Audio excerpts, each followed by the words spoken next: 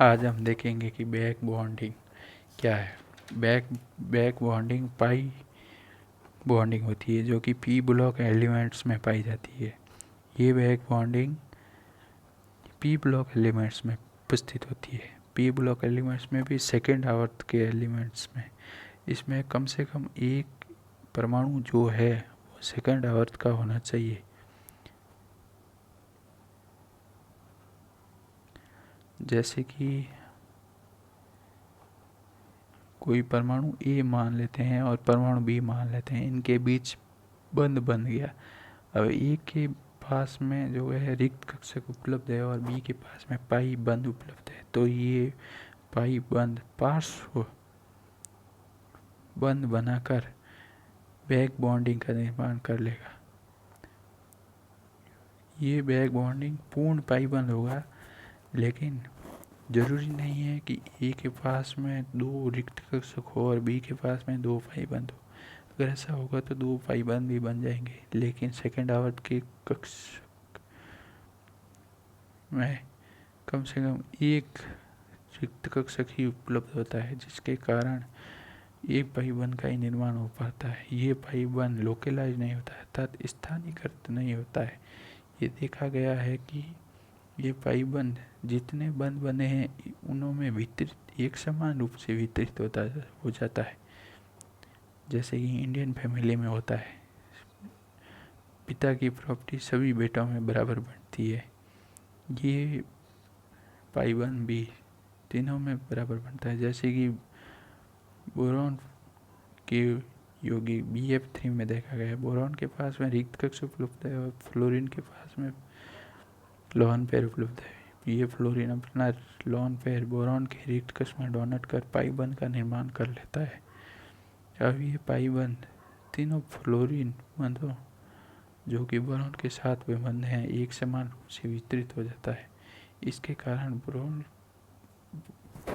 व फ्लोरीन की बॉन्ड लंबाई सिंगल बॉन्ड लंबाई से कम हो जाती है, लेकिन डबल बॉन्ड लंबाई डबल बॉन्ड से अधिक होती है। ऐसा वैज्ञानिकों ने देखा और इससे बैक बॉन्डिंग का नाम दे दिया।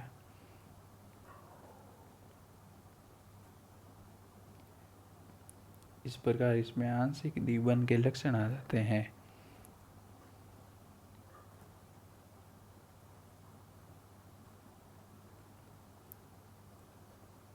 ऐसा पाई बंध निर्माण के कारण होता है। ठीक है, ये bond length double bond length से तो कम हो गई, लेकिन सिंगल बॉन्ड लेंथ से यानी कि सिंगल बॉन्ड लेंथ से तो कम होगी लेकिन डबल बॉन्ड लेंथ से अधिक होगी। इस कारण इसके सहसंयोजक गुणधर्म जैसे कि सहसंयोजक गुणधर्म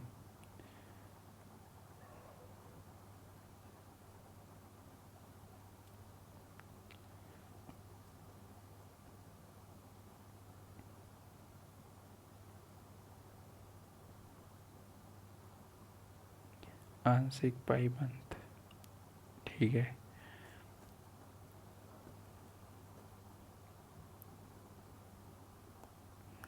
ये बैक बॉन्डिंग में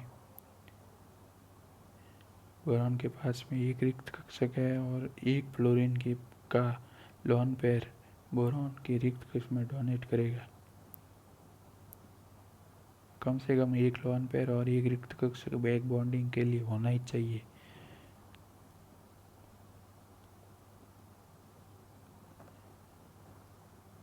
इस के कारण सहसंयोजक गुण जैसे लंबाई, बंध सामर्थ्य, अम्लीय सामर्थ्य, लुईस क्षारीय सामर्थ्य आदि गुणधर्म प्रभावित होते हैं, क्योंकि द्विबंध लक्षण आ जाते हैं, जिसके कारण ये स्थायित्व में वृद्धि हो जाती है। इसके स्थायित्व में वृद्धि हो जाती है। स्थायित्व में वृद्धि पाई बंध निर्माण के कारण होती है। पाई बंध में निर्माण के कारण डबल बॉन्ड के गुण आ जाते हैं और ये सिंगल बॉन्ड से अधिक स्थायी होता है।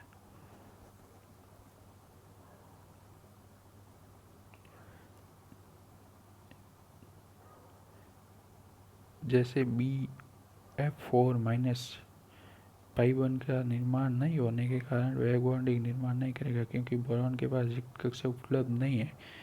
BOS3 में बोरॉन के पास में रिक्त कक्षा है, जबकि ऑक्सीजन के पास में लोन पेयर अवेलेबल, इसलिए p बॉन्ड होगी।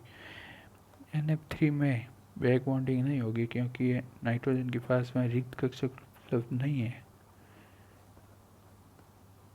इसी प्रकार हम देखते हैं कि NCH3 में भी बैक बॉन्डिंग नहीं होगी, जबकि ऑक्सीजन CH3 में भी बैक बॉन्डिंग नहीं होगी।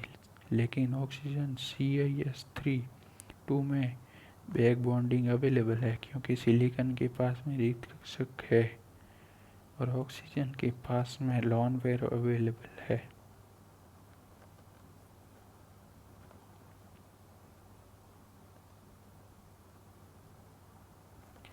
इसमें रिक्त कक्षक ऑक्सीजन का नहीं लेंगे, इसमें रिक्त कक्षक सिलिकॉन का लेंगे, जबकि ऑक्सीजन का लोन पेयर लेंगे। इसी प्रकार हम देखते हैं कि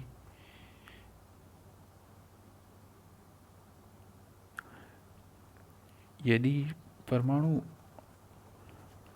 लोन पेयर ग्राही हो तो उसके संकरण में कोई प्रभाव नहीं पड़ेगा, लेकिन यदि परमाणु लोन पेयर डोनेट करे तो उसका संकरण परिवर्तित होगा। जैसे कि NSiS3 व NiH3 में देखा गया है कि नाइट्रोजन अपना लोन पेयर सिलिकॉन के डी कक्षक में डोनेट करके बैक बॉन्डिंग का निर्माण करता है। इस बैक बॉन्डिंग में नाइट्रोजन का संकरण sp3 से परिवर्तित होकर sp2 हो जाता है, क्योंकि लोन पेयर तो पाई बंद में चला गया और सिर्फ 3 बंद बचे। लेकिन एक अन्य परमाणु NCIS3 में देखा गया है कि बैक बॉन्डिंग का निर्माण नहीं होता है, इसलिए नाइट्रोजन के पास लोन पेयर अवेलेबल रहता है, जिसके कारण नाइट्रोजन का संकरण sp3 ही रहता है और नाइट्रोजन और सिलिकॉन के बीच बैक बॉन्डिंग होने के कारण sp2 हो जाता है।